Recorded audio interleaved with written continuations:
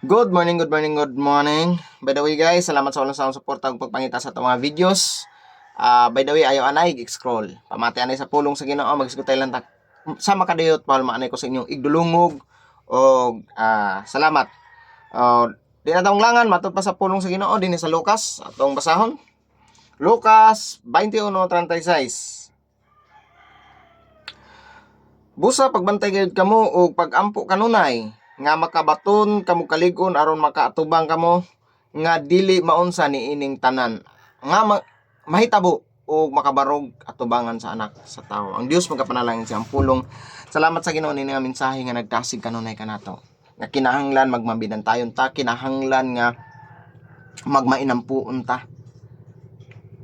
Nga pangayo nato nga makabarog kita despite nga naay mong mga mahitabo matud pa sa pulong sa Ginoo. Adunay mga panghitabo o mahitabo ang tao dili gid malikayan, aduna tay problema pagsuway sa kinabuhi, kawaladon o mga trahedya.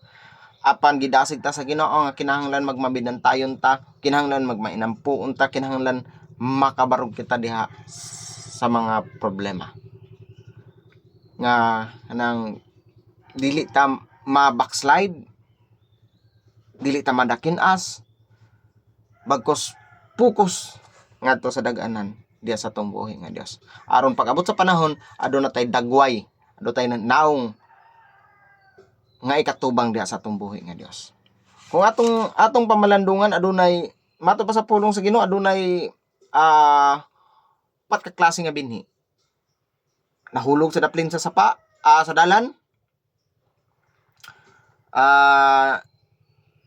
Nahulog sa batuon, nahulog sa sampay niton, nahulog sa tabunok nga yuta.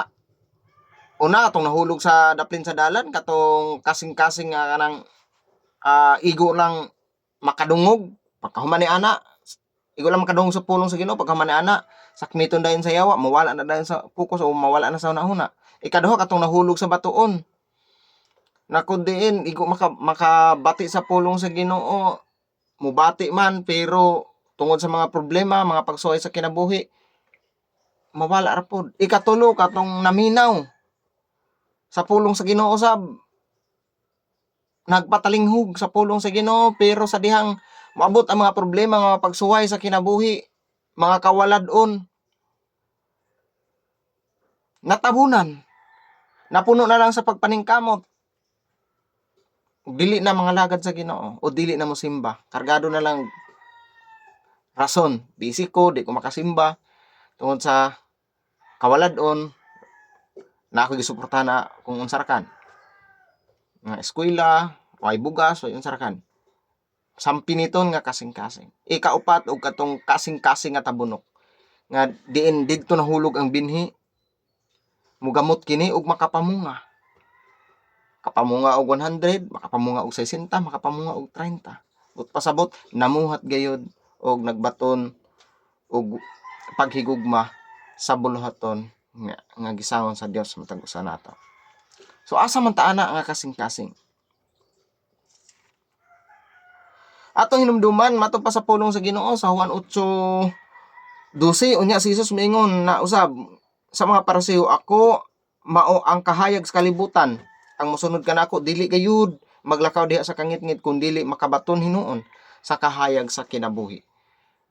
Klaro, tin-aw ang pulong sa Ginoo.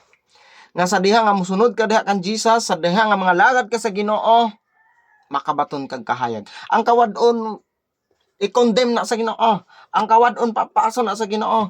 Kay kung ang atong kinabuhi ana nagungaw, nagdungaw mintin sa kawaladon, maingon pang uban ngit-ngit gid sa kitran. Pero sa dihang moduol ta, mga lagad ta, mo follow ta kay Jesus, panalanginan ta sa Ginoo, ug matod pa sa iyang saad nga dili na ta maglakaw diha sa kangit-ngit, bagkos maglakaw ta diha sa kahayag. Ang mga problema gaan lang nato kayo dawaton tungod kay naay Dios nga atong kasandigan. Ang mga kawadon dili na makadulot sa ato tungod kay naatay Dios nga provided. Kung atong hinumduman matod bitaw sa pulong sa Ginoo sa Mateo 6:33, unahon lamang nato siya. Ug ang tanan mga butang igadog ang ra. Unaha pagsimbang Dios. Unaha alagari anay ang Dios. Kung nangandoy kag mga butang, alagari anay ang Dios. Kay ang Dios ang mag-provide ni anang tanan. So mao ra to guys, mao ra to mga igsoon higala. Pabilin man ta minti na apa mangyapoy word na guys. Salamat sa walang sawang suporta ug ang Dios ang mga panalangin kaninyo. Bye-bye and God bless.